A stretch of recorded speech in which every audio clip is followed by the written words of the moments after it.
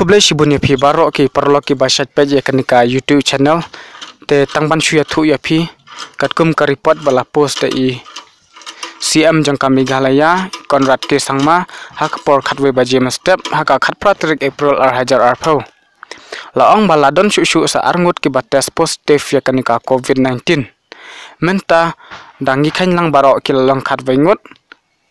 iwai bala khalatno kata sa stang shiphongot ki dang aktif ya kanika COVID-19